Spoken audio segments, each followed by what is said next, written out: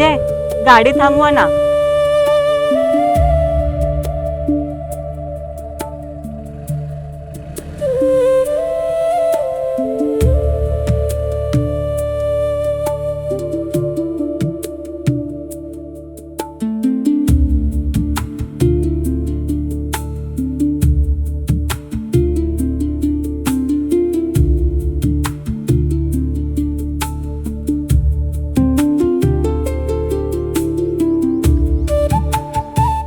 विजय, हे कसलं झाड आहे आणि लोकांनी एवढे कपडे का बांधले त्याला?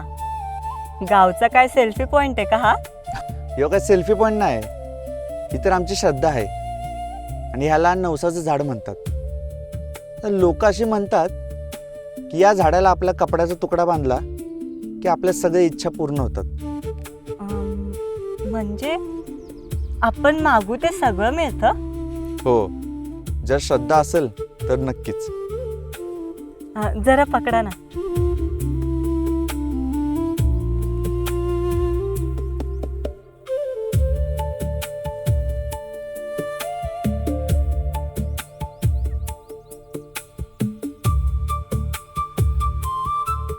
हो मॅडम, अहो काय करताय?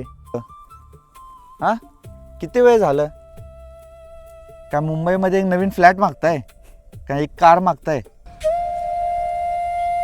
मला वस्तू नकोय, माणूस हवाय, ज्याच्यासोबत मला जगायची भीती वाटत नाही, ज्याच्या मातीत मला मला माझ्या स्वतःचं घर दिसतंय रे.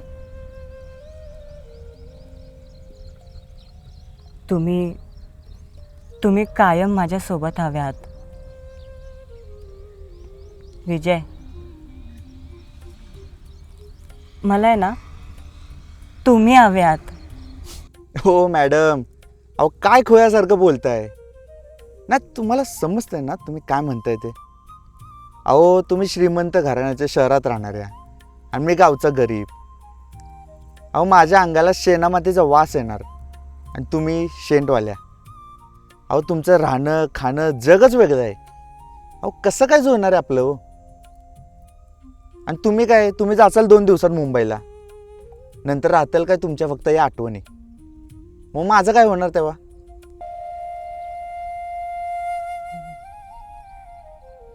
जग बदलतं पण मन नाही.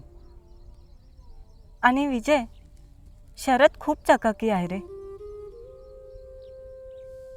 पण इथल्या मातीत जो ओलावा आहे ना, त्याची आत्ता मला खूप जास्त गरज आहे. आणि हां,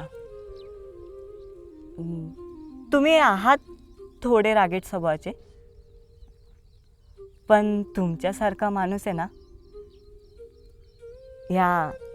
ह्या कोट्यावधींच्या गर्दीत शोधून पण सापडणार नाही.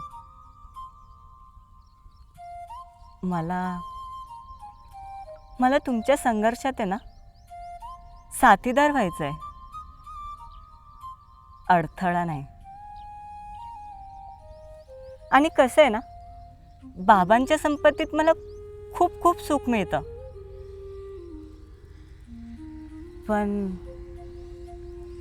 पण तुमच्यासोबत मला खूप जास्त शांती मिळते विजय.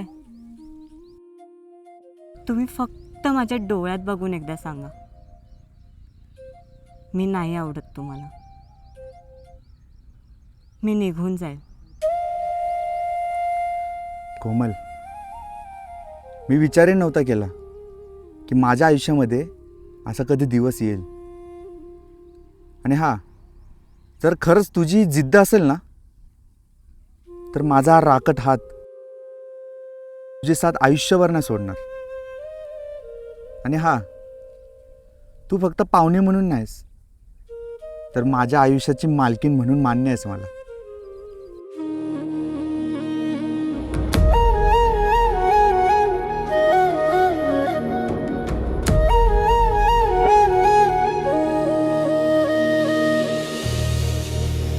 मी घाट ओलांडला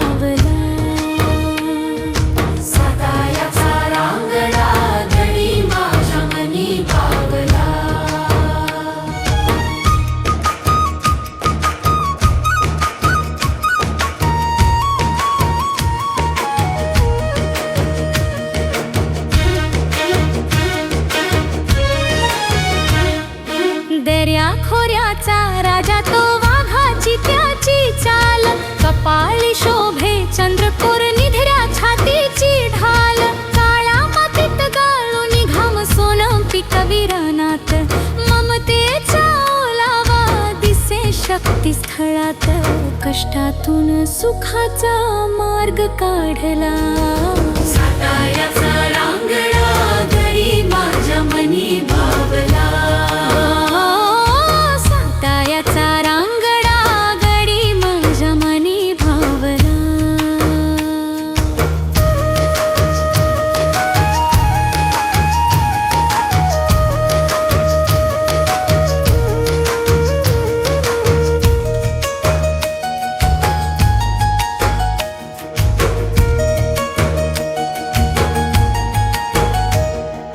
अंगात जिद्द शिवरायांची, मनात भक्तीचा भाव, सह्याद्रीच्या कड्यासारखा आढळ त्याचा स्वभाव, नजर त्याची तीक्ष्ण जणू गरुडाची भरारी, त्याच्या एका हाकेवर रीती करे निश्वासाची शिदोरी, मोहाचा हा पाशराने भिरकावला, साताऱ्याचा रांगडा गडी माझ्या मनी भावला, साताऱ्याचा रांगडा गडी माझ्या मनी भावला.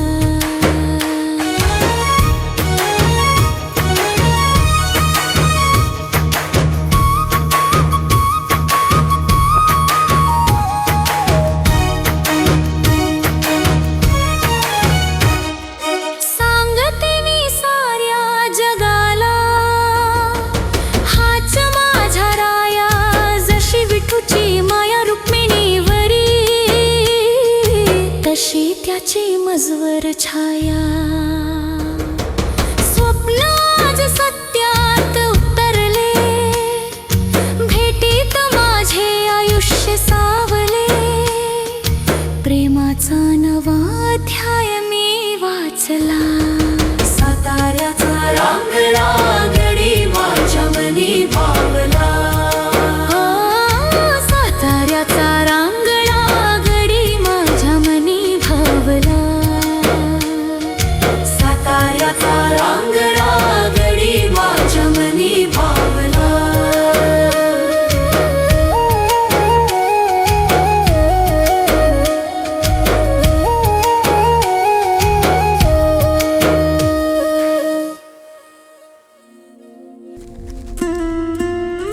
काय मग मॅडम, तुमच्या त्या मुंबईच्या समुद्रापेक्षा आमचं कन्या धरणाचं पाणी काळजाला धडकी भरवते की नाही?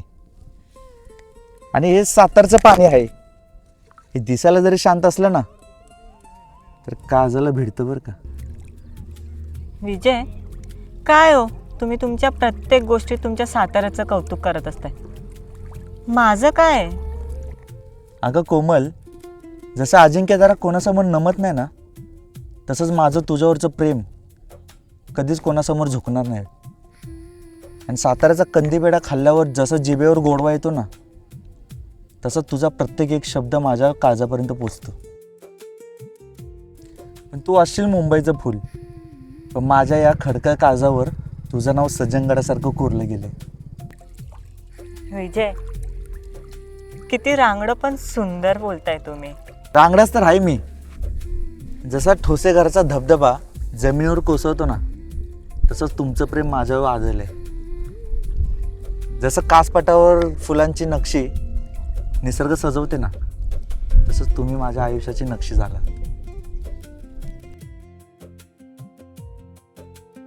साताऱ्याची मिरची जसा ठसका देते ना, तसाच तुमचा स्वभाव आणि तुमची फॅशन मला झोंबली होती. पण आता त्याच स्वभावाचा आणि त्याच फॅशनचा वेळ लागलाय बरं का मला. बस करा आता, इतकं पण नका मला चढवू. चढवत नाही कोमल, खरंच बोलतोय मी. एकदा जर सातारच्या माणसानं हात हातात घेतला ना, तर तो मरेपर्यंत सोडत नाही. तुझी नाजूक काया आणि माझी ही रांगडी माया आता तर कनेर धरणाच्या पाण्याला पण ठाऊक झालंय की हा सातारचा वाघ मुंबईच्या हरणाच्या प्रेमात पडलाय आता.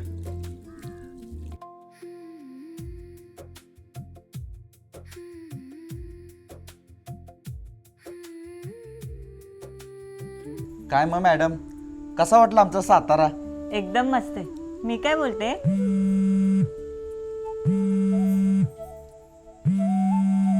मी काय बोलते, अहो तुमच्या साताऱ्यात आहे ना खूप काय बघण्यासारखं आहे. आमच्या मुंबईत आहे ना काहीच नाही राहिले. सगळीकडे ना नुसत्या मोठ्या मोठ्या अहो कुणाचा फोन आहे? का कट करता सारखं? उचला की. अहो डॅडचा कॉल आहे. त्यांनी मला तेच विचारायला कॉल केला असेल, मी रिटर्न मुंबईला कधी येणार. अहो मग उचला की हो. वडिलांपासून एवढा लांब आलाय, काळजीपोटी फोन करत असतील. बोला बोला बरं उचलते मी. बोला. हॅलो, हा डॅड बोला ना. काय बोलताय? तुम्ही पण साताऱ्यात आलाय? अहो मग भेटूया ना आपण. हो मी खरंच खूप खुश आहे इकडे. पण सॉरी बाबा, मी तुम्हाला खोटं बोलून इकडे आले. पण हां, आत्या आणि विजय आहे ना खूप मस्त आहे बघा स्वभावाला. तुम्हाला त्यांना भेटून खरंच खूप मस्त वाटेल. आपण भेटूया ना बाबा. ओके ओके, तुम्ही सांगाल तिथे भेटूया. हो हो बाबा. Okay bye. काय मग मॅडम, काय झालं बोलणं? अहो विजय, गंमत तर बघा ना. डॅड पण नेमकी साताऱ्यात आलेत. त्यांनी मला भेटायला बोलवलंय. मग तुम्ही पण चला, म्हणजे तुमची पण ओळख होईल ना. अरे वा, चांगली गोष्ट आहे. मी पण येतो की. तसं पण सासऱ्यांना भेटून बोलतो की तुमची मुलगी आता साताऱ्याची सून होणार आहे. काहीतरीचा तुमचं. काय एवढ्या गप्पा रंगल्यात? आणि कोण येणार आहे भेटायला? अहो आत्या डॅड आलेत साताऱ्यात. त्यांनी मला भेटायला बोलवलंय. म्हटलं विजयला घेऊन जाते. विजय ऐक ना, तू नको जाऊस. तिला एकटीला जाऊ दे, तू थांब घरीच. अगं पण ऐका, तिच्या वडिलांना भेटणं तर माझं कर्तव्य आहे ना. अरे होय बरोबर आहे, पण अरे मी तुला सकाळपासून सांगितलं नाही, माझं ना जरा डोकं दुखतंय अरे, आणि छातीत बी कसं तरीच होतंय बघ. तू एक काम कर की, मला आधी दवाखान्यात घेऊन चल, आणि मग तू गेलास तर चालतंय. काय झालं तुला? आणि दवाखाना मला सांगितलं का नाही सकाळपासून तू? बरं चालतंय, जाऊ आपण. थांब. हॅलो, कुठे आहे तू? अरे सकाळपासून आईची तब्येत बरी नाही, तिला दवाखान्यात घेऊन जातो मी. माझं एक काम करशील का? अरे कोमलचे वडील आले सातारला, तिला तिकडे सोडून देशील का? चालते भावा. चल आई, चल दवाखान्यात जाऊ लवकर. आणि कोमल, सचिनला सांगितलंय मी, त्याच्यासोबत जा आणि नीट जा. चल आई. आत्या काळजी घ्या.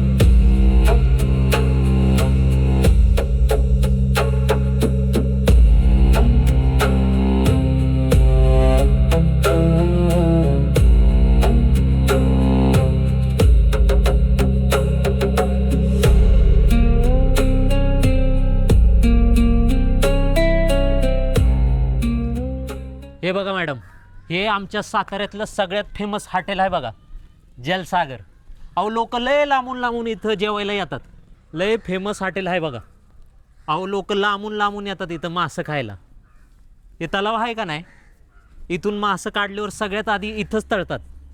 आता तुमच्या बाबांनी आपल्याला इथं बोलावलं म्हटल्यावर मला फुकटचं मासं खायला मिळतील काय? आणि मस्तच आहे की हॉटेल. हां, अहो आमच्या साताऱ्यात एक नंबर आहे हॉटेल हे. मग मॅडम, आमच्या विज्जू भाऊनी शक्तीस्थळ सोडून साताऱ्याच काय दाखवलं का नाही? अहो खूप काय तुमच्या साताऱ्यात बघण्यासारखं. मग अहो मॅडम, तुम्ही घ्या भेटून तुमच्या बाबांना. मला इथं थोडं काम आहे बघा, मी ते उरकून घेतो. आणि तुमचं बोलणं झालं की मला फोन करा, मी येईन तुम्हासनी घ्यायला. हो चालेल, मी फोन करते. हो.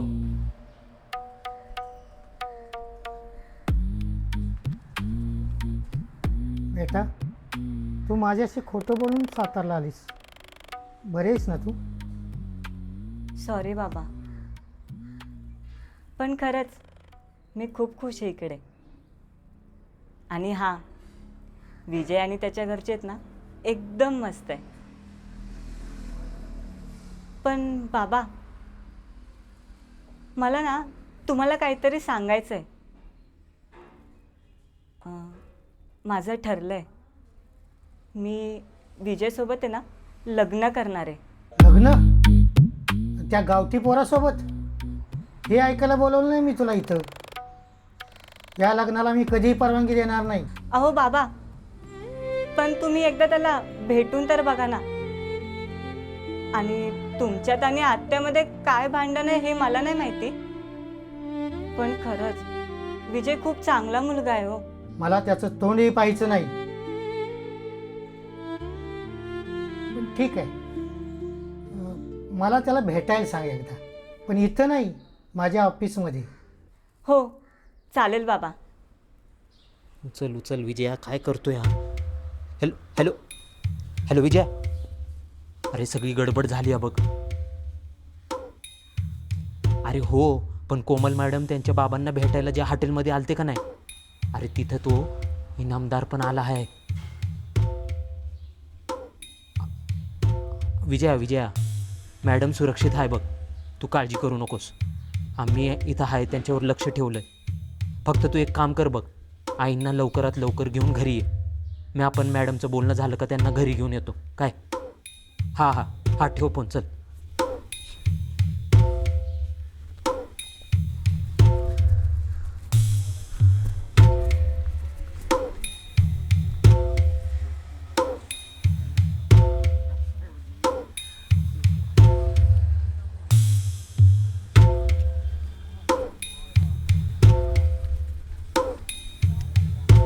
चला मॅडम.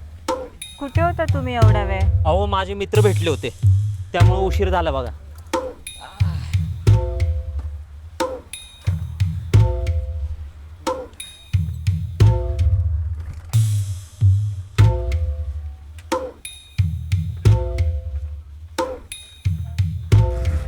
बसू का? हां बसा मॅडम.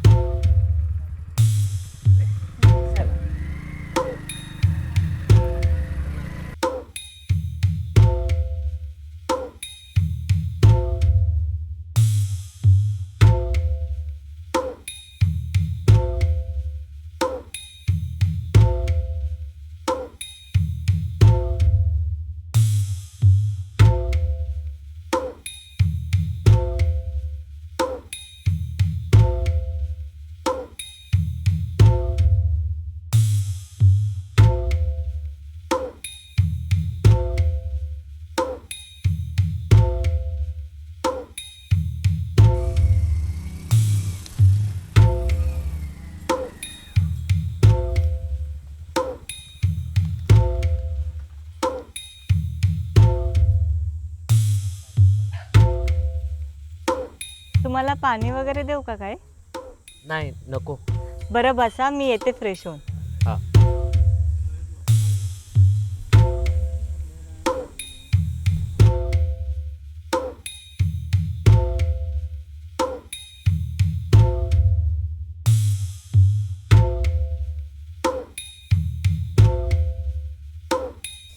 काय रे सचिन, सगळं बरं आहे ना? अरे इजा, मी जे बघितलंय ते तुला सांगितलं ना, तुझं डोकं चक्रून जाईल बघ. असं काय पाहिलंस? अरे त्या जलसागर हॉटेलमध्ये का नाही, कोमल मॅडम त्या इनामदारासोबत इतक्या गप्पा मारत होत्या बघ आनंदानं, जसं काय जन्मजन्माचं नातं आहे बघ त्यांचं. रे बाबा, काय बोलतोस तू? जरा विचार करून बोल. अरे इजा, मी माझ्या डोळ्यानं बघितलं आणि मला 100% खात्री आहे बघ, या कोमल मॅडम दौलत इनामदाराच्याच मुलगी आहे. होय विजय,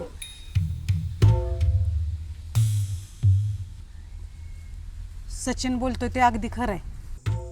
कोमल दौलतचीच मुलगी आहे आणि तो दौलत दुसरा तिसरा कोणी नसून आपला शत्रू दौलत इनामदारच आहे. आई, जर तुला आधीपासून सर्व माहिती होतं, मग तू मला आधी का नाही सांगितलंस?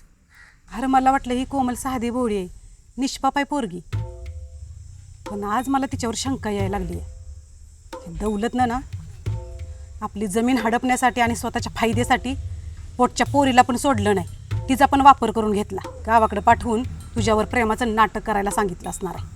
म्हणजे ते डोंगरावर फिरणं, झाडांना धागं बांधणं आणि कनेर धरणावर केलेला प्रपोज, हे सगळं नाटक होतं.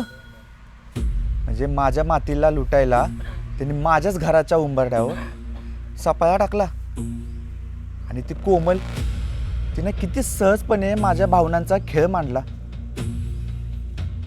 त्या कोमलनं माझ्यासमोर प्रेमाचं नाटक केलं आणि त्यात तो इनामदार पण सामील. अरे सचिन, अरे ज्या मातीला मी माझी आई मानत होतो त्याच मातीला हडपायला माझ्याच आयुष्यात देऊन माझ्याच काळजावर वार केलाय तिनं. नाही, आता नाही.